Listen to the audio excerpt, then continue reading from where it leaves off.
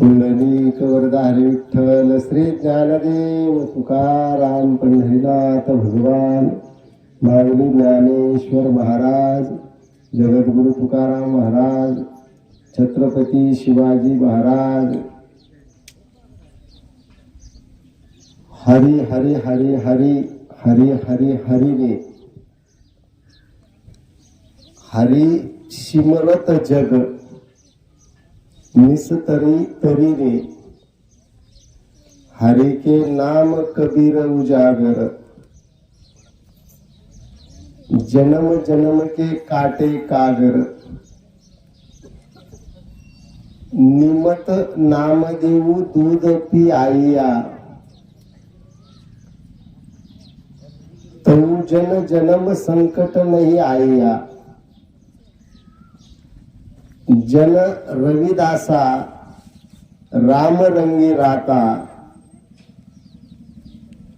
You गुरु प्रसादी नरक नहीं जाता।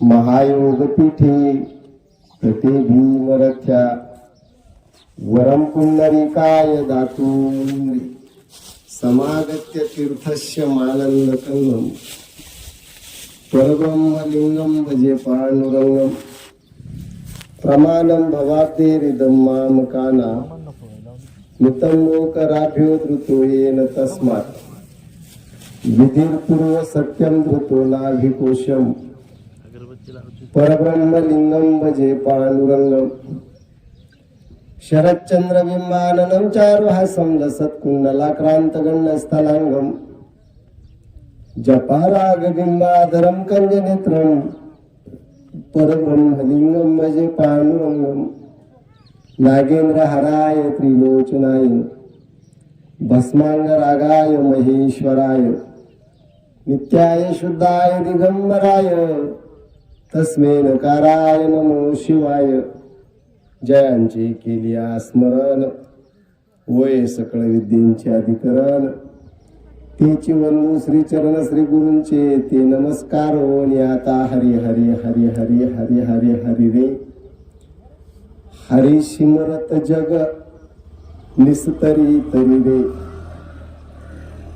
हे इकडे पोलच्या बाजूला जी सगळी पुरुष मंडळी इकडची ही यांनी इकडे समोर येऊन बसाय ज्यांचं विधी इकडे काम नाहीये त्या पुरुष मंडळीला विनंती आहे त्यांनी इकडे समोर येऊन बसा।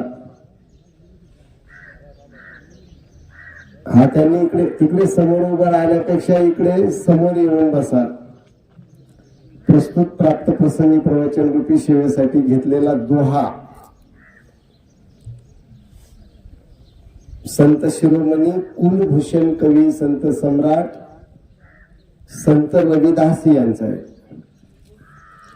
निरूपणाला सुरुवात करण्यापूर्वी या थोडासा परिहार असा कैलासवासी साहेबराव रामन सरवार या सद्ग्रस्तांना आज आपल्यातून जाऊन 10 दिवस पूर्ण झाले। त्यांच्या दशक्रिया विधीच्या निमित्तानं असणारी ही प्रवचन रूपी सेवा त्या सेवेच्या योगाने तुम्हा भाविकांचा सज्जनांचा सेवा करण्याचा आलेला हा योग आमचे परममित्र किशोर सर त्यांच्या परिचयाच्या योगाने आलेला हा तुमचा सेवा करण्याचा योग आहे। कोणताही मनुष्य जीवदशेला जेव्हा प्राप्त होतो त्यावेळेला त्याला कधी ना कधी ही जीवदशा सोडावी लागते। थोडस लक्ष देऊन ऐकण्याची गोष्ट आहे। ही गाडीजवळ जे पुरुष मंडळी उभी आहे इथं तुम्ही एकटी इथं समोर बसा। उगीच इथं तिथं उभं राहू नका।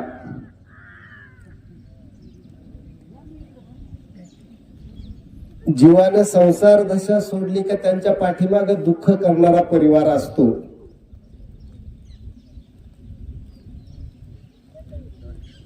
आणि त्या परिवाराला साहजिकपणेच दुःख होत असतं। त्यांच्या पाठीमागे त्यांची पत्नी आहे सौ सत्यभामा गंगा भागीरथी सत्यभामा सरवार, भाऊ आहेत 2, मुलं आहेत, पुतणे आहेत, सुना आहेत आणि सर्व आप्त आहेत। शास्त्र असं सांगतं की संसारामध्ये जीव जन्माला येणं ही आनंदाची गोष्ट आहे संसारात. व्यवस्थित थोडं ऐका.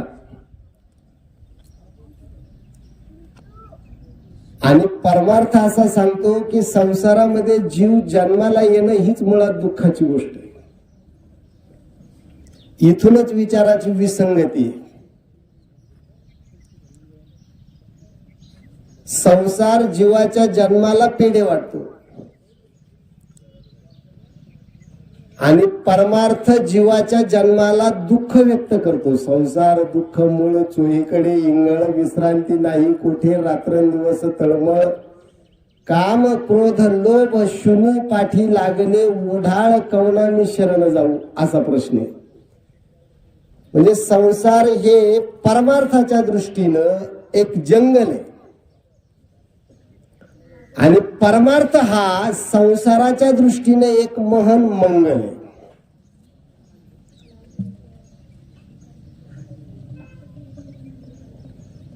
निरूपणासाठी घेतलेला दोहा आहे तो परत एकदा एक एक शब्द आहे का आपण ऐकले. आपल्याला दोहा म्हणजे काय ते पहिल्यांदा सांग. सरासरी माणसं असं ऐकतात आतापर्यंत की प्रवचनासाठी एक ओवी असते. ओवी हे पक्वान नाही. म्हणजे दुधाचं पक्वान असतं का, पनीर वगैरे पुढे काय जे बनत असेल ते, किंवा खवा, ही ओवी आहे. ही दुधाची पुढची अवस्था आहे. पण दुधाची जी मूळ अवस्था असते त्याला शास्त्रामध्ये पूर्ण अन्न असं म्हणतात. थोडी संकल्पना समजून घ्या. मूळ संत शिरोमणी जे संप्रदायाचे ते रविदास आहेत. संत शिरोमणी असं मी म्हटलंय, नीट ऐका.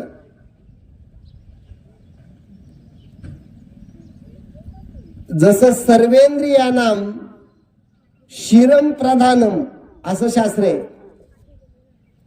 शरीर तुमच्या आपल्या समोर उभं केलं तर तिथं पाय आहेत, हात आहेत, मान आहेत, कान आहेत, नाक आहेत, डोळे आहेत, मुख आहेत, असे सगळे अवयव आहेत. पण सर्वेंद्रियानाम, या सर्व इंद्रियांमध्ये श्रेष्ठ काय, शिरम प्रधानम. म्हणजे हे सगळे अवयव असतील आणि एक शिर नसेल तर त्या शरीराला शरीर असं म्हणता येत नाही शास्त्रामध्ये. तसं एक संप्रदाय असेल, एक पंथ असेल, एक तत्वज्ञानाचा मार्ग असेल, एक पूर्वपीठिका असेल, तर त्या पूर्वपीठिकेचा मूळ शिरोमणी कोण आहे, संत रविदास आहे. दोहन केल्यानंतर म्हणजे असंच निघत नाही. दूध असंच उचललं पातेलं आणि गेलो आपण गाईजवळ, दूध प्राप्त होतंय का, नाही होत. मग नसतंय का तिथं, असतं. पण असलेलं दूध सुद्धा प्राप्त होण्यासाठी दोहंती गावम असा सिद्धांत आहे. काय करावं लागतं, गाय दोहावी लागते. मंथोनी नवनीता तैसे घे अनंता, वाया व्यर्थ कथा सांडी मार्ग, असा हरिपाठाचा पुरावा. मंथनाशिवाय, उत्थानाशिवाय, आपल्या भाषेत सांगू का, गायीच्या प्रती आपलं प्रेम व्यक्त केल्याशिवाय, पाणावल्याशिवाय ते दूध आपल्याला प्राप्त होत.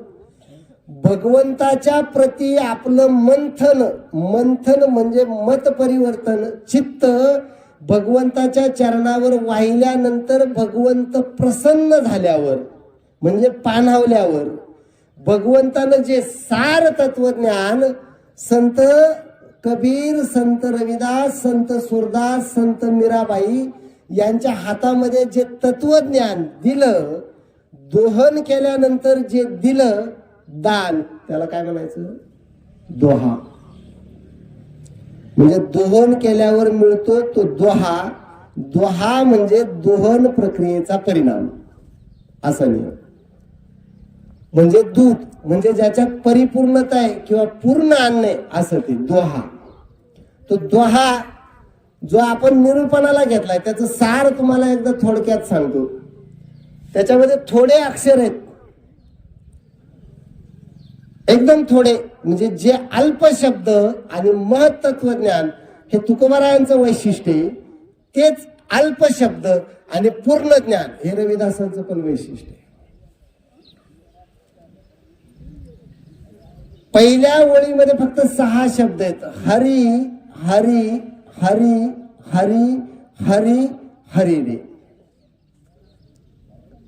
म्हणजे 6 वेळा काय, फक्त हरी हरी हरी हरी हरी हरी हरी हरे असं. याच्यामध्ये एक विशिष्ट असं तत्वज्ञानाची बैसक आहेत, म्हणजे तत्वज्ञानाचं अधिष्ठान आहे. 6 वेळा हरी उच्चार केलाय. कारण का, 6 असे शत्रू असतात का ते जीवाला आत्मस्वरूपासून संसारी बनवतात. कोणते? काम, क्रोध, मद, मोह, मत्सर. हे 6 शत्रू असे आहेत. या इकडे समोर या, सर या इकडे समोर या. असे 6 शत्रू असतात का ते जीवाला संसारी बनवतात. मूळ आत्मस्वरूप असून सुद्धा जीवाला ते संसारी स्वरूप देतात. म्हणून त्या प्रत्येकासाठी एकदा हरिनाम आहे. हरी हरी हरी हरी हरी हरी हरे. या 6चं काय कर, हरी हरण कर. आणि हा हरी सिमरत जग निस्तरी तरे, जो निस्तारण्याला अत्यंत अवघड आहे असा संसार. संसाराचं स्वरूप कसं असतं, एक प्रवासी तीर्थयात्रेला निघाला आणि तीर्थयात्रेला निघाल्यावर त्याचा पथभ्रम झाला, म्हणजे रस्ता चुकला. एका जंगलामध्ये त्याला समजेना आता इकडे जायचं का इकडे जायचं का इकडे जायचं. त्याला दिशाभ्रम म्हणतात. हा दिग्भ्रम झाल्यामुळं, पथभ्रम झाल्यामुळं, रस्ता चुकल्यामुळे आता कुठं जावं तो सैरभैर झाला. तेवढ्यात त्याला वाघाची डरकाळी ऐकू आली. मग तो आणखीन इतका घाबरला का तो आता सैरभैर पळायला लागला. त्याला समजेना आता कुठेकडे जावं, पाठीमागे वाघ लागलाय त्याच्या. आणि मग अशा अवस्थेमध्ये तो त्या भ्रमित अवस्थेमध्ये पळत असताना त्याला वाटतं कुठंतरी लपावं. उंच गवत असं वाढलेलं होतं, त्या गवतामध्ये तो शिरला. पण ते गवत फक्त कडेनं उंच वाढलं होतं, मध्ये एक कूप होता, एक विहीर होती, त्याला दिसली नाही. हा पथभ्रमित झालेला आणि माग वाघ लागलेला हा प्रवासी त्या कुपामध्ये, गवतामध्ये लपण्यासाठी शिरल्यावर निसटला आणि त्या कुपामध्ये खाली चालला. त्या कुपाच्या बाजूला, विहिरीच्या बाजूला वडाचं झाड होतं, त्याची पारंबी त्या विहिरीमध्ये खालीपर्यंत आली होती. आणि हा सटकत खाली चालला असताना इकडे तिकडे पकडण्यासाठी शोधलं, म्हणून ती पारंबी त्याच्या हातात आली आणि तो कुपामध्ये मध्यभागी लटकला.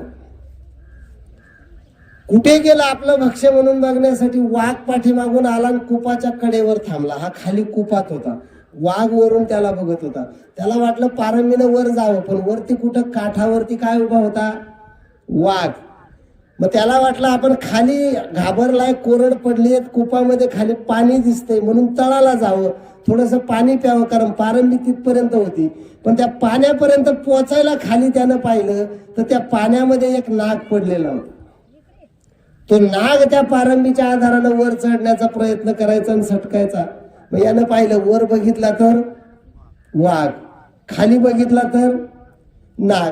याच्या हालचालीनं ती पारंबी हल्ली होती आणि त्या पारंबीच्या शेवटच्या फांदीला आगेमोळ बसलेलं होतं. ती पारंबी हल्ल्यामुळं आगेमोळाच्या माशा उठल्या होत्या आणि त्या याला चावत होत्या. याला पारंबी सोडताही येत नव्हती. खाली जावं तर नाग होता, सर्प हा विखार पांढरा. पुढे गेलं तर मृत्यू दिसतो, जागेवर राहिलं तर आशा संपत नाही, त्याला वाघ म्हणतात.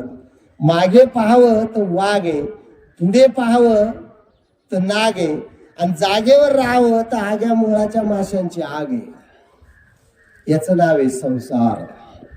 हा काय, हा संसार आहे.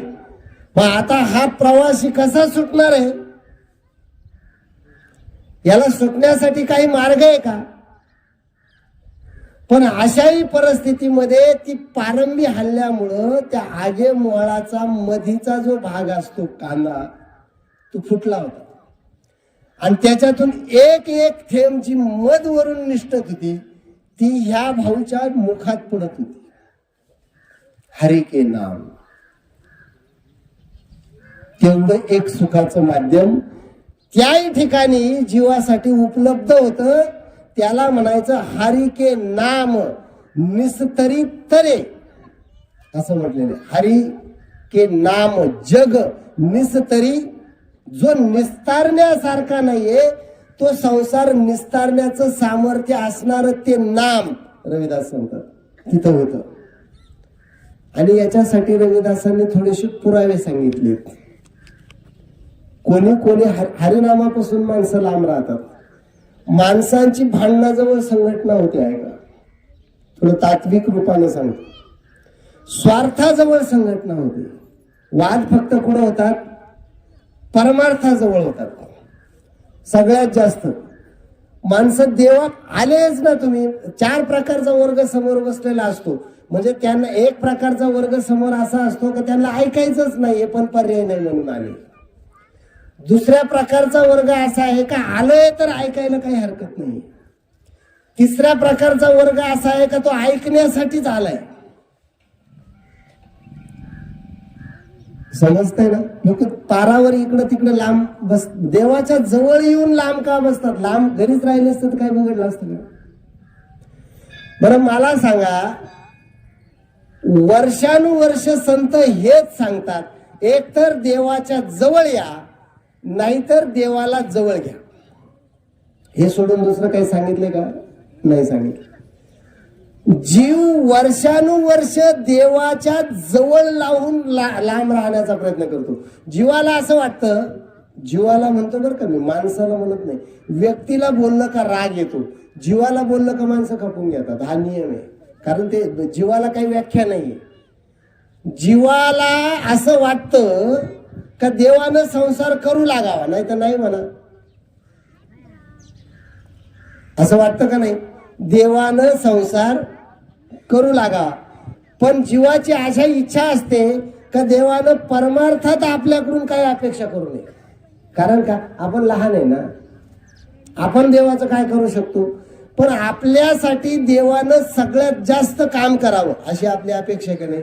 विहीर खोदली तर पाणी लागावं, मुलगा झाला तर सुंदर पत्नी मिळावी, लग्न झालं तर नातवंडाचं मुख पहिलं पाहायला मिळावं, व्हावं तर मुलगा हुशारच व्हावं, आपलं मुलगा जगात सगळ्यात आज्ञाधारक असावं, राजा व्हायचा असेल नाव आता आपल्याच मुलाचा नंबर लागावा. ह्या सगळ्या अपेक्षा आपल्या कोणाकडे आहेत? जीवाकडे, देवाकडे. मग जीवाच्या एवढ्या अपेक्षा देवाकडे असून सुद्धा देवाची एकही अपेक्षा जीव पूर्ण करायला तयार नाही. याला म्हणायचं पथभ्रमित, मार्ग चुकलेला. मार्ग दावून गेले आधी दयानिधी संतती. आता दुसरी जीव आणि देव यांची गाठ पडायला येणारी एक अडचण सांगतो तुम्हाला. दुसरी अडचण असते जीव आणि देव यांची भेट होण्यासाठीची मुख्य अडचण आहे भेद. कोणती अडचण आहे? भेद. आपण वेगळे आहोत आणि देव वेगळा आहे, हा एक मनामध्ये भेद असतो. याला शास्त्रामध्ये परब्रह्म प्रकृती भेद असं म्हणतात. देवाचा आणि जीवाचा दुरावा निर्माण करणारी जी स्थिती असते त्याला परब्रह्म प्रकृती भेद असं मानलं जातं. हा जो परब्रह्म प्रकृती भेद आहे, या भेदामुळे जीव देवाच्या जवळ जात नाही. पण जर त्याला देवाच्या जवळ जायचं असेल तर मग रविदासांनी एक मार्ग सांगितला पुढच्या चरणामध्ये, दोहाच्या. त्या दोह्याच्या पुढच्या चरणातला जो मार्ग आहे अत्यंत सोपा आणि जवळचा मार्ग सांगितलं. ते काय मार्ग आहे त्याला? हरी के नाम कबीर उजागर. एक उदाहरण तुला दिले. काय असतं? स्मरणानं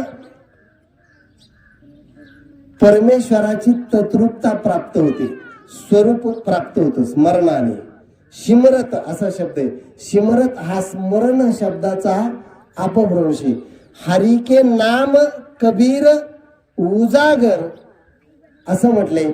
आणि जन्म जन्म के काटे कागर. कागर म्हणजे नष्ट करणार. जन्म पुनरपि जननम पुनरपि मरणम पुनश्च जननी जठरे सैनम य संसारे खल दुस्तरे. असं पहिल्या चरणात आपण जो पाहिला निस्तरती तरे, तो दुस्तरे जो संसार आहे तो मोडून या वाटा सूक्ष्म दुस्तर केला राज्य बाहेर चाले ऐसा. जीवासाठी देवाकडे जाण्याचा मार्ग किती खडतर होता माहिती, एकदम जंगल. पण हा जंगल नावाचा मार्ग संतांनी काय केला, चतुरंग शेना त्याच्यावरून जाईल इतका खुला केला, इतका मोठा केला, इतका सहजतेनं तिथपर्यंत पोहोचवला. आणि असं सहज पोहोचून देतात का महाराज? जो कोणी देवाचं स्मरण करायला निघतो त्याला देवापर्यंत इतकं सहज लोक पोहोचू देत नाहीत. इतका सहज संसार त्याला देवापर्यंत पोहोचू देत नाहीत. त्याला अनंत अडचणी आणतात. इतक्या अडचणी आणतात का त्याचं चरित्र घालवावं, त्याचं आयुष्य संपवावं इथपर्यंत लोकांचे प्रयत्न असतात. लोकांना भगवंताच्या भक्ताचा इतका त्रास का होतो याचा इतिहासात अजून आपल्याला शोध लागला नाही. मी मोठा तू लहान, तुलाच कसा देव प्राप्त व्हावा, याच्यातून जे अनेक वितंड जल्प किंवा वाद तयार होतात, या वादाच्या पार्श्वभूमीवरती जर संत चरित्रांचा आपण विचार केला तर ते फार कठीण आहे. त्याच्यासाठी रविदासांनी कबीराचं एक उदाहरण दिले. कबीर हरि के नाम कबीर उजागर असं म्हटलं. याचे दोन अर्थ होतात. एकतर हरीच्या नामाचं महात्म्य कबीरानं पटवलं, हा पहिला अर्थ. आणि हरीच्या नामामुळे कबीराला महत्व प्राप्त झालं, हा दुसरा अर्थ. कोणता घ्यायचा ते आता आपण ठरवायचं. हरिनामाचं महत्व कबीरानं पटवलं, हा जीव बुद्धीतून होणारा अर्थ आहे. आणि हरिनामामुळे कबीराला संतत्व प्राप्त झालं, हा तत्वदृष्टीनं होणारा अर्थ आहे. एक भगवान प्रभू रामचंद्राचा दरबार भरला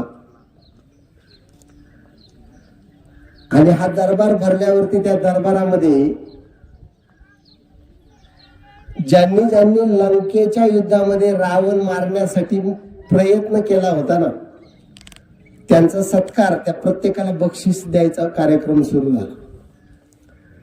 ह्या ज्या कार्यक्रमामध्ये जे नामवंत योद्धे उपलब्ध होते त्याच्यामध्ये बिभीषण होता, ज्याला लंका बक्षीस दिली.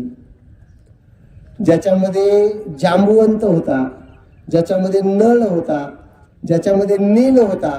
ह्या प्रत्येकाला काही ना काही बक्षीस दिलं, काही ना काही यादी वाटली. जे अयोध्येतले आणखीन योद्धे होते, अंगद होता, त्याला किष्किंधेचं राज्य बक्षीस दिलं. असं सगळं एकमेकाला दिल्यानंतर सीतेने समोर बघितलं शेजारी प्रभू रामचंद्राला, आणि त्यांनी धक्का लावून सीतेने विचारलं प्रभू रामाला, बोलले अहो ह्या यादीमध्ये हनुमंतरायाचं नावच दिसत नाही. व्यवस्थित ऐका. करोनी उड्डाण केले लंकेचे शोधन, ऐसा प्रतापी गहन, असं तुकोबारायाने हनुमंतरायांचं वर्णन केले. त्याच्याही पेक्षा हनुमंत महाबळी, दाढी रावणाची जाळी, किंवा राम लक्ष्मण नेले आणले चोरून, इतकं मोठं काम प्रभू रामचंद्राचं हनुमंतरायाने केले. म्हणजे लंकेमध्ये रावण मारणं तर बाजूलाच राहिलं होतं, पण ते आईमयी रावण नावाचे जे रावणाचे दोन मावस भाऊ पाताळात होते, त्यांनी असं म्हणतात का पृथ्वीला छिद्र पाडून प्रभू रामचंद्राला खाली ओढून नेलं होतं. म्हणजे रामच जिथं जिवंत राहणार नाही तिथं रामायणाची काय अवस्था आहे. त्या प्रभू रामचंद्राला परत आणण्याचा पराक्रम ज्या हनुमंतानं केला त्याला बक्षीसच नाही. सीता म्हणली देवा मला हे कळलं, वाटत होतं की तुमच्या दरबारामध्ये न्याय आहे, पण आज मला कळलं की तुमच्या दरबारामध्ये न्याय नाही. म्हणजे ज्याची खरी आहे सेवा त्याच्या भय नाही जीवा, हे फक्त तुकोबारायांचं म्हणणं झालं.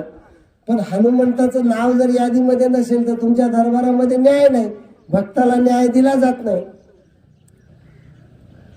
प्रभू रामचंद्र सीतेला म्हटले तुझी शंका आहे ना, तर मग प्रभू रामचंद्राने सांगितलं ठीक आहे हनुमंताला बोलव, व्यवस्थित ऐका, त्याला काय पाहिजे ते बक्षीस आपण देऊ. आणि मग सीतेनं हाक मारली म्हणून बाजूला झाडावर बसलेला हनुमंत दरबारामध्ये आला. तो म्हणला काय आहे, काय काम आहे. ते म्हणले तुझं रामाकडे काम आहे. म्हणून हनुमंतराय दरबारामध्ये रामाच्या समोर गेले, रामाच्या पायाला हात लावला, दर्शन घेतलं आणि रामाकडे बघितलं. नीट ऐका, रामानं हनुमंतरायाकडे पाहिलं आणि विचारलं, कोण आहे तू?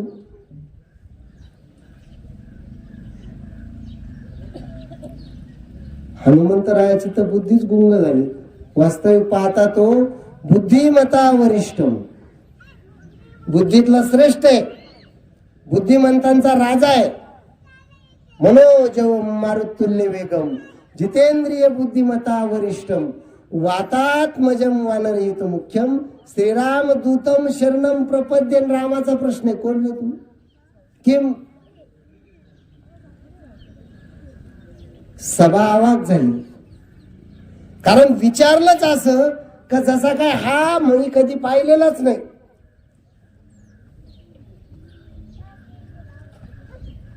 हनुमंताला एक क्षणभर सुचेना का काय बोलावं, आणि रामाने तर रुबाबात पुन्हा दुसऱ्यांदा विचारला, अरे कोण आहे तू?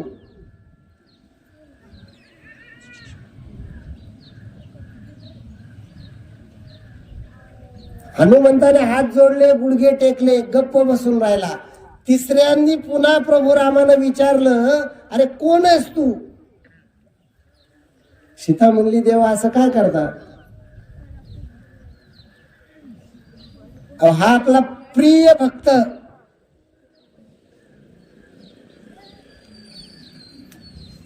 लंकेची जी चतुरंग सेना तुमची ज्याच्या बळावर गेली, त्या सेनेच्या पुढे चालणारा हा नल नील जांबुवंत, हे सगळे मागे आणि पुढे चाले, असं ज्याचं सामर्थ्य, तो तुम्ही सेतू बांधण्यासाठी टाकलेला प्रत्येक दगड बुडत होता, तो दगड यानं उचलून तुमचं नाव लिहून टाकला का तरत होता, अशी ज्याची कीर्ती, तो ज्यानं शोधायला गेल्यानंतर जाळून आला लंका, असा महाबली तो, जी जगाला दुष्प्राप्य असणारी सीता ज्यानं सहज तुम्हाला प्राप्त करून दिली, असा तो हा हनुमंत आहे. प्रभू रामचंद्रांनी सांगितलं, गप्प राहा, तुमच्याकडून मला त्याची ओळख अपेक्षित नाही.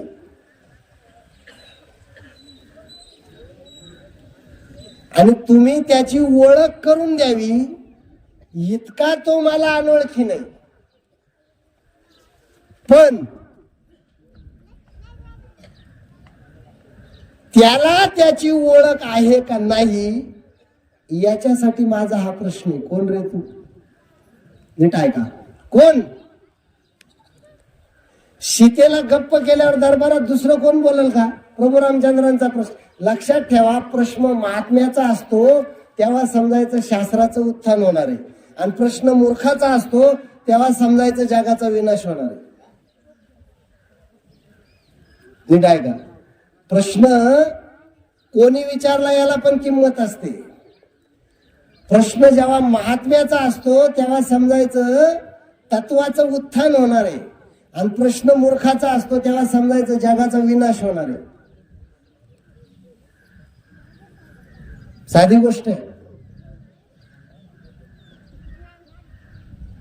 तुम्हाला प्रवचनाची लेव्हल काय असते ना, त्याच्यासाठी मी थोडं जडच मार्गाने चाललोय.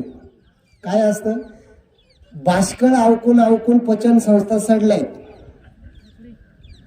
म्हणजे माझ्या सांगण्याचं मर्म कळलं ना तुम्हाला?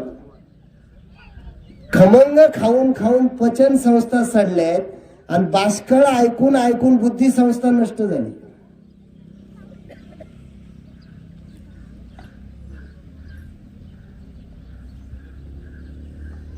चवीवर जो जगतो ना तो उत्तानपाद. तुम्ही भागवत कथेतली एक गंमत सांगतो तुम्हाला. आणि नीतीवर जगतो ना तो ध्रुव. बरोबर आहे? उत्तानपाद नावाचा राजा होता. उत्तानपाद, उत्तान शब्दाचा अर्थ आहे उन्मत्त झालेला, आणि पाद शब्दाचा अर्थ आहे उन्मत्त अवस्थेमध्ये वाटल तिकडे, वाटल त्या दिशेने ज्याचे पावलं चालतात त्याला काय म्हणतात? उत्तानपाद नावाचा राजा होता, आणि त्याला सुरुची नावाची आवडती बायको होती. हे तर तुम्ही ऐकले. सुरुची म्हणजे काय? खावं वाटते ती. आणि सुनीती म्हणजे काय, नियमानं जगायला लावती ती नीती त्याची बायको होती सुनीती, पण ती नीती त्याला पसंत नव्हती. का, ती नीती होती. नीट आहे का, नीती त्याची बायको होती पण नीती त्याला पसंत नव्हती. आणि सुरुची ही त्याची सेकंड दुसरी बायको होती, पण ती तिची आवडती होती. कारण का, ती खमंग होती. चुकलंय कुठं ते सांगतो. मग त्या सुरुचीनं सांगितलं हा मांडीवर बसलेला ध्रुव आहे ना, हा नीतीचा मुलगा आहे लोटा. आणि जे उन्मत्त असतं ना ते नीतीला मानत नाही बघा, त्यानं ध्रुवाला लोटलं. नीतीच्या आधारावर जे उभं असतं त्याला ध्रुव म्हणतात. ध्रुव म्हणजे न हालणार, बदलत नाही ते. आपल्याला असं वाटतं की आपण अनिती केल्यावर काहीतरी होईल, होत काहीच नाही. सत्य हे आढळ असतं. ध्रुव बदलत नसतो, पण सुरुचीनं लात मारल्यामुळं उत्तानपदाच्या मांडीवरून ध्रुवाला उतरावा लागलं. नाहीतरी उन्मत्ताच्या मांडीवर ध्रुवाने बसूच नाही. कशाला बसावं सांगा ना. उन्मत्ताच्या मांडीवर ध्रुवाने बसूच नाही. जगलच कसा तो. जिथं उन्मत्त आहे तिथं ध्रुव जगणार नाही, आणि जिथं ध्रुव आहे तिथं उन्मत्तता असणारच नाही. पण जी रुची, माणसाची जी रुची खराब झाली, जीवाची जी रुची खराब झाली, त्या रुचीत आपल्याला आवडतं काय, वाचनामध्ये कादंबरी आवडते, पाहण्यामध्ये शृंगारिक पिक्चर आवडतो, बोलण्यामध्ये अश्लील शब्द आवडतात. अश्लीलता शिकवणाऱ्या शाळा आहे का, अशी आहे का? MBA केलं मी अश्लीलतेमध्ये, असं आहे का कुठं? अश्लीलता शिकवणाऱ्या शाळा नसतात, तरी अश्लीलता गल्लोगल्ली आहेत. आणि ओव्या शिकवणाऱ्या शाळा असतात, तरी ओवी हल्ली कुठंच नाही. मोठं दुर्दैव आहे महाराज.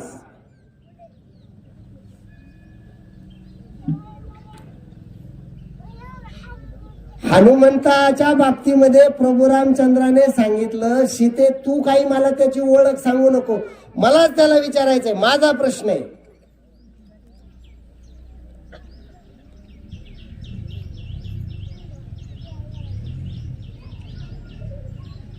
शुक मुनी ज्यांनी भागवत सांगितलं, आणि एवढं मोठं भागवत सांगितल्यानंतर लोक खूप प्रसन्न झाले. असं सांगतात का द्वापार युगामध्ये शुकासारखा वक्ता नाही. म्हणजे आजही शुक म्हणजे ज्याला पोपट म्हणतो आपण, तर त्या पोपटासारखा उत्तम गोड फळ निवडणारा दुसरा पक्षी नाही. पोपटाने टच, कोणाचं उष्ट खातो का आपण? जगात फक्त आपण पोपटाचा उष्टा पेरू खातो. नीट आहे का? पोपटाने स्पर्श केलेला पेरू गोड असतो. याचा अर्थ कोणता पेरू गोड आहे हे पोपटाला स्पर्श करण्याच्या आधी कळतं, आणि त्यालाच तो स्पर्श करतो, म्हणून त्याला शुक म्हणतात. ह्या शुक मुनीला एवढं मोठं भागवत सांगितल्यावर बरं का, आणि भागवताचा लेखक त्याचा बाप, व्यासांनाही ते भागवत खास सांगता आलं नाही, आणि त्याच्यामुळे व्यास अस्वस्थ झाले, त्यांचा बीपी वाढला. व्यासांना बीपीची गोळी चालू होती, ध्यानात ठेवा. जास्त विद्वान मुलं ज्याचे असतात त्यालाही बीपीची गोळी चालू असते. मग व्यास भगवान कृष्णाला म्हणले, यार लिहिलं मी आणि तरी माझं डोकं भणकलं, काय भानगड आहे? मग व्यासाने भगवंताने सांगितलं, बाळा तुला लिहिलं पण लिहिल्याचा अभिमान झाला म्हणून तुला बीपीची गोळी. मग म्हटले काय करावं लागेल? म्हणले तुझा मुलगा शुक उत्तम वक्ता आहे, तो जेव्हा हे भागवत सांगेल तेव्हा तू शांत डोक्यानं ऐक, तू शांत होशील. शुकानं सांगितलं आणि व्यासाचा बीपी गेला पण शुकाचा वाढला. तो म्हणला बापाने लिहिलं, पण बापाला जे समजलं नव्हतं तो अर्थ मी बोलताना सांगितला. मी बापापेक्षा आला का? आता बीपी कोणाचा वाढला? शुकाला असं वाटलं मी बापापेक्षा, संसारात पहिला तडा कुठं जातो? मुलाला ज्या दिवशी वाटतं ना मी बापापेक्षा शहाणा आहे, समजायचं घर पडलं.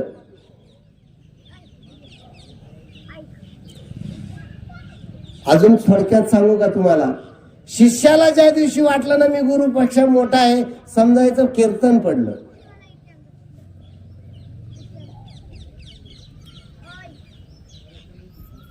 शुकाला जेव्हा असं वाटलं का मी बापापेक्षा हुशार आहे, भागवत कथा पडली. शुकाला अभिमान झाला आणि मग शुकाला भगवान कृष्णांनी सांगितलं, बाळा तू खरंच बापापेक्षा मोठा आहे, पण तुला अजून एकाला भेटण्याची गरज आहे. मी हरी के नाम कबीर उजागर सांगतोय, नीट लक्षात ठेवा. नामाने कबीर मोठा का कबीराने नाम मोठं केलं? कबीराने नाम मोठं केलं हा इतिहास झाला, आणि ज्ञाना नामाने कबीर मोठा झाला ही नम्रता झाली. मग संसारामध्ये काय स्वीकारायची, इतिहास का नम्रता? नम्रता स्वीकारावी लागते. गंमत आहे ती, चुकीचं काहीच नाही, पण बरोबर एकच असतं. चुकीचं दोन्ही पण नाही. आमची या गुन्हे तुझे देव पण तुकोबाराय म्हणतात, काय चुकीचं आहे? काही चुकीचं नाही, पण परी जग जेठी कृपा केली हेही विधान चुकीचं नाही. देवाच्या कृपेमुळे मी मोठा ज्ञानी झालो हेही चुकीचं नाही, आणि माझ्यामुळे देव मोठा झाला हेही चुकीचं नाही, पण माझ्यामुळे देव मोठा झाला याच्यामध्ये जो अहंकार आहे तो देवामुळे मी मोठा झालो याच्यात नाहीये, म्हणून हे शुद्ध आहे. कबीर हरी के नाम कबीर उजागर, इथून घ्यायचं. मग भगवंतांनी सांगितलं, शुका अजून एक भेट घेऊन ये, म्हणजे तू आणखीन बापापेक्षा मोठा होशील. आणि मग हे शुक मुनी कुठे जाऊ म्हणले भेटीला, तर त्या भगवंतानं सांगितलं मिथिला नावाची नगरी आहे, आणि या मिथिला नावाच्या नगरीमध्ये जनक नावाचा राजा आहे, भगवंताचा अत्यंत भक्त आहे, आणि त्याच्याकडे जाऊन तू भेटून ये. शुक मुनी आता लंगोटी लावलेली, पंचा नेसलेला, कपाळाला गंध लावलेला एक योगी, मिथिला नगरीचा राजा जनक, विधेयी अवस्था, राज ऋषी, पण दरबारात वैभवात राहणारा, सोन्याच्या सिंहासनावर बसणारा, सोन्याचा मुकुट घालणारा. आणि ज्या वेळेला त्याच्या महादरवाज्यावर शुक मुनी गेले आणि त्यांनी त्या द्वारपालाला सांगितलं, शुक मुनींनी म्हणले, बाळा आतमध्ये जाऊन सांग का व्यासपुत्र महाऋषी शुक मुनी आले. द्वारपाळ आतमध्ये गेला. ऐका, द्वारपाळ आतमध्ये जेव्हा गेला आणि आतमध्ये जाऊन त्याने जनकाला सांगितलं का व्यासपुत्र महाऋषी शुक मुनी आले. जनकानं निरोप पाठवला, माझी पूजा चालू आहे, थांबून राहा. द्वारपाळाने येऊन सांगितलं, थांबायला सांगितलं. घाम वाढला ना महर्षींचा, शुक मुनींचा. यार व्यासपुत्र,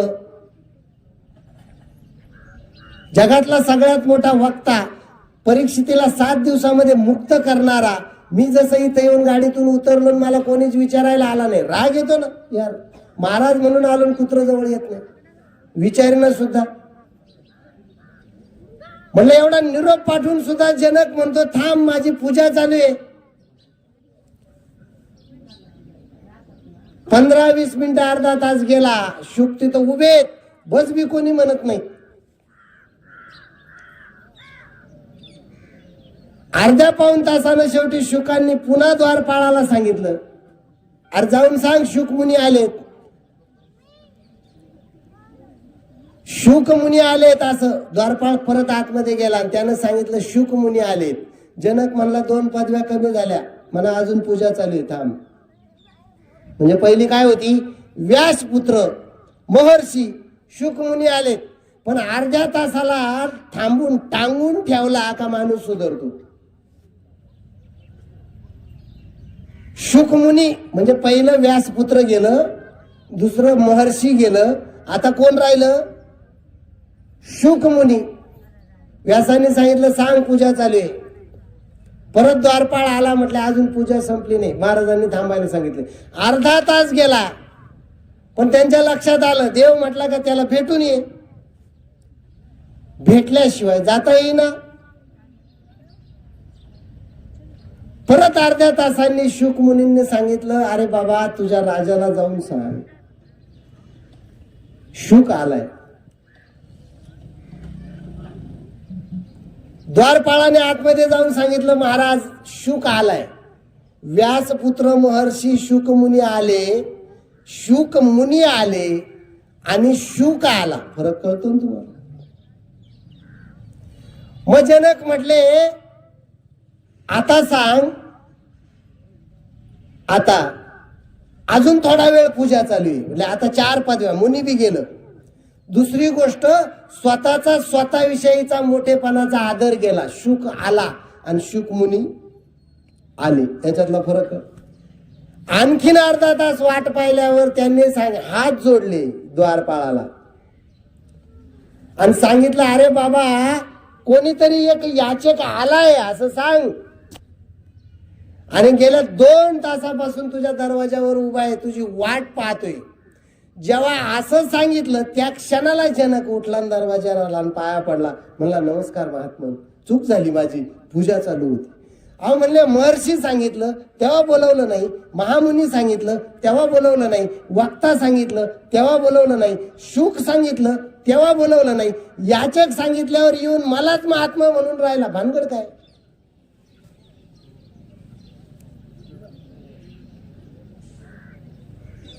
जनकानं सांगितलं, महर्षी महात्मा व्यासपुत्र ही काय होती? उपाधी, अहंकाराचं मूळ.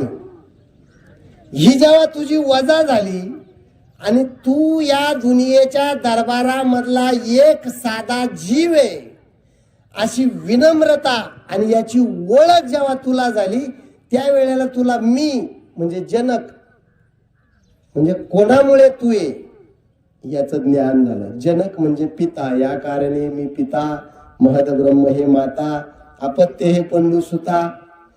जेव्हा तुला 3 प्रकारच्या अहंकारातून तू वजा झाला, त्यावेळेला त्याला जनकापर्यंतची भेटी आणि ब्रह्मज्ञानाची प्राप्ती झाली. त्या दिवशी खरे शुक महामुनी झाले.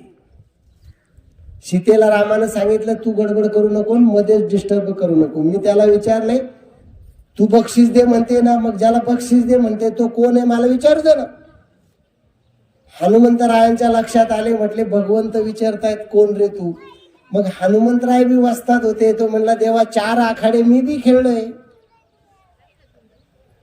तुला काय वाटलं आयताच कड्यात येऊन उभा राहिलोय का? असा पैलवान नाहीये मी. व्यायाम केलेला आहे, तप केलेला आहे, मनन केलेलं आहे, चिंतन केलेलं आहे, ध्यान केलेले आहे, धारणा केलेली आहे. आपल्याकडे ध्यान आहे पण धारणा नाही. सांगू का तुम्हाला? धारणा नाही, धारणा. आपल्याकडं देवाकडे जाण्याचा वर्षातले अनेक दिवस आहे. नीट ऐका बरं का, मी सांगतो. आपल्याकडं देवासमोर जाण्याचे वर्षातले अनेक दिवस आहे, पण नेमाचा एक तरी दिवस आहे का?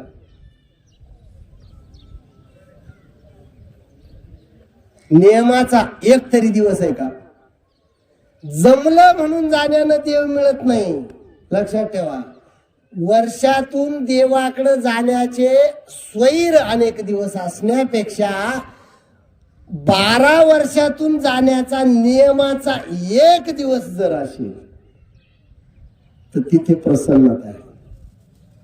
आपलं देवाच्या विषयीचं निष्ठावानत्व आहे ना, ते तिथं मोडले. आणि म्हणून आपलं प्रत्येकाचं घर मोडलंय. पडलंय असं मी म्हणत नाही. विचारानं जे मोडतं ना त्याला घर मोडणे म्हणतात, आणि भिंतीसहित जे पडतं ना त्याला घर पडणे म्हणतात. लक्षात ठेवा. विचार स्वास्थ्य कोणत्याच घरात, प्रत्येक माणूस चिंतेत आहे. समोरचे माणसं शांत दिसतात आणि शक्तिशाली दिसतात म्हणून ते सुखी नाहीये.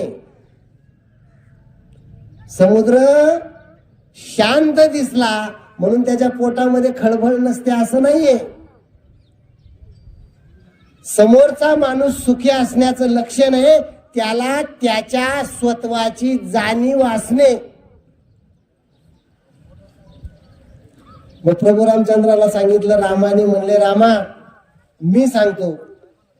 तुम्ही विचारले ना तू कोण आहे, मी सांगतो मी कोण आहे. पण देवा कोणत्या विचारानं सांगू ते सांगा. कारण माझं आणि तुमचं नातं 3 प्रकारचं आहे. देह बुद्धीने सांगू,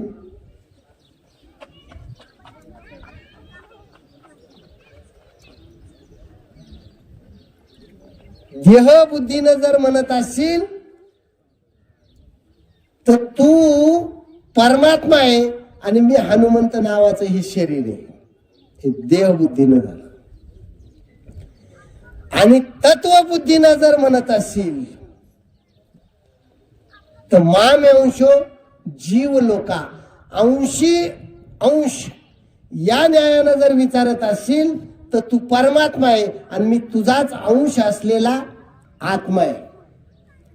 याचा अर्थ दीप, देहली दीप न्याय म्हणतात त्याला, ज्योती.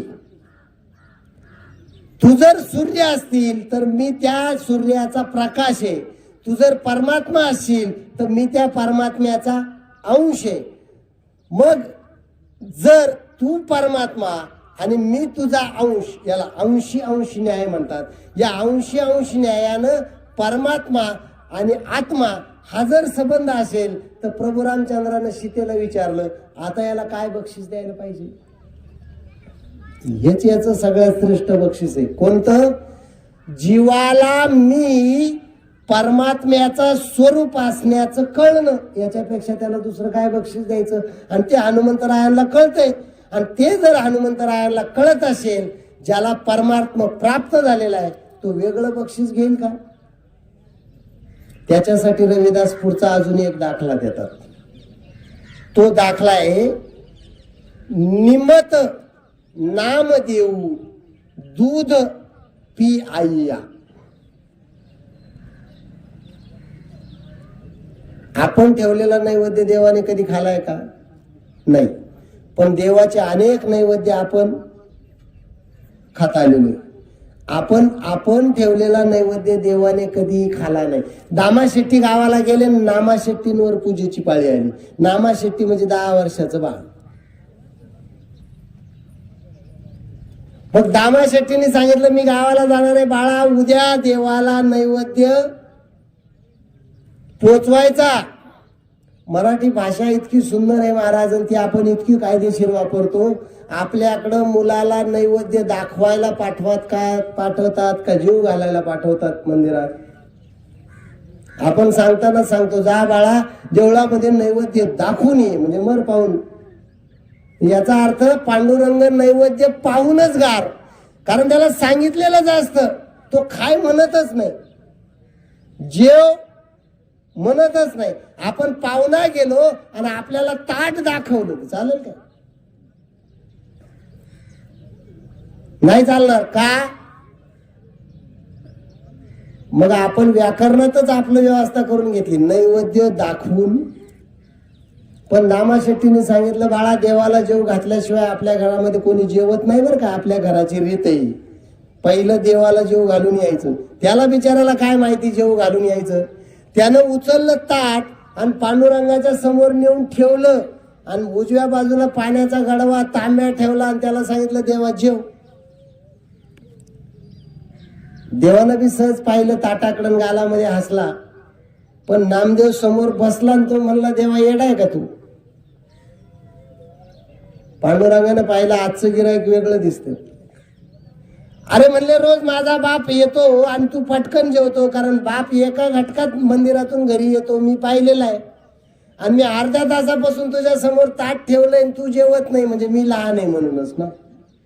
म्हणजे देवा याचा अर्थ लहान्याला तुझ्याकडे किंमत. पण इडून मागच्या माझ्या बापाचं खालंय ते तरी आठव. हे प्रमाणे फार सुंदर आहे बघा. तुम्ही समर्थाशी नाही उपकार स्मरण दिले, आठवण वाचून या म्हणला. मला 10 वर्षाच्या पोराला कशाला ताट कळवतो? खाय पटकन. देवालाही मोठा प्रश्न पडला, तर काय करायचं? कारण देवाला आतापर्यंत कोणी खायच म्हटलं नाहीये. निमत नाम देऊ हा पहिला आहे.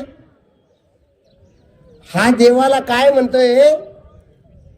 हा देवाला म्हणतोय जेव. अर्धा तास झाला, देव जेवेना. नामदेवानं सांगितलं, देवा आता तू सरळ मार्गाने ऐकणारा दिसत नाही, माझ्या मार्गाने जावं लागेल. नामदेव उठला आणि समोरच्या पायरीपाशी गुडघे टेकले आणि सांगितले, देवा आता जर जेवला नाही तर या ठिकाणी आता मी डोकं, असं म्हणल्याबरोबर देव विटेवून उतरला आणि जेवला. चमत्कार द्या सोडून बाजूला.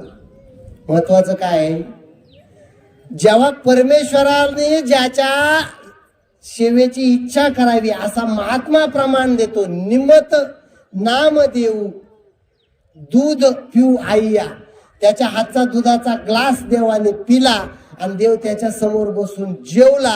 हे सांगणार कोण आहे? महात्मा रविदास. आणि ते रविदास सांगतात, असा जो नामयाच्या हाताने देवणारा आणि कबीराचे शेले विणणारा जन रविदासा रामरती राता, रामरंगी राहता. जन रविदासा रामरंगी, तो महात्मा जो त्याच्या चरणावर मी रत झालेले आणि त्याच्या चरणावर रत झाल्यावर यू गुरु परसादी नरक नाही जाता, असा परमात्मा मला प्राप्त झाल्यानंतर कोण मला नरकात नेईल, कोण मला वाईट मार्गाला येईल? मनातला श्रीमंतीचा भाव काढा. साधा संदेश. मनातला मीपणाचा भाव काढा. मनातली जात विकायचा असेल, तुम्हाला एकदम गावठी भाषेत सांगू का, विकायचा असेल तर कांद्याची पात काढा आणि टिकायचा असेल तर मनातली जात काढा. एकदम सोपा समज. चाललो पाथीचा कांदा विकायला चालतो का महाराज? चालत नाही. पात ही कांद्याला सडण्याला कारण आहे, तशी जात ही विचाराला सडण्याचं कारण आहे. विकायचा असेल तर कांद्याची पात काढा आणि टिकायचा असेल ना तर मनातली जात काढा. जन रविदास रामरंगी राता यू परसादी नरक, यू गुरु परसादी नरक नाही जाता. असं सुंदर विवेचन त्या दोहामध्ये संत महात्मा रविदासांनी केले. ज्या कैलासवासी सरवार बाबांच्या दशक्रियेच्या निमित्तानं आपण या ठिकाणी जमला आहात, आपल्या प्रत्येकाच्या मनामध्ये त्यांच्याविषयी श्रद्धा भावे, आप्त भावे, प्रेम भावे आणि संसारामध्ये तो व्यक्त करावा लागतो. परमार्थ अव्यक्त चालतो, तो व्यक्त करण्यासाठी आपण या ठिकाणी जमलेलो आहोत. प्रत्येकाला त्यांच्या मनामध्ये त्यांच्याविषयीचा श्रद्धा भाव व्यक्त करायचा आहे, पण तो आपल्याला प्रत्येकासाठी व्यक्त करता येणार नाही. तर आपल्या सर्वांच्या वतीनं त्यांना परमेश्वराच्या चरणी उत्तम गती मिळो अशा प्रकारची अपेक्षा व्यक्त करतो आणि झालेली ही सेवा परमेश्वराच्या चरणी अर्पण करतो. शिवाला पूर्णविराम देतो. पुंडलिक वरदा श्री ज्ञानदेव पंढरीनाथ भगवान, पावली ज्ञानेश्वर महाराज. विठ्ठला विठ्ठला विठ्ठला विठ्ठला.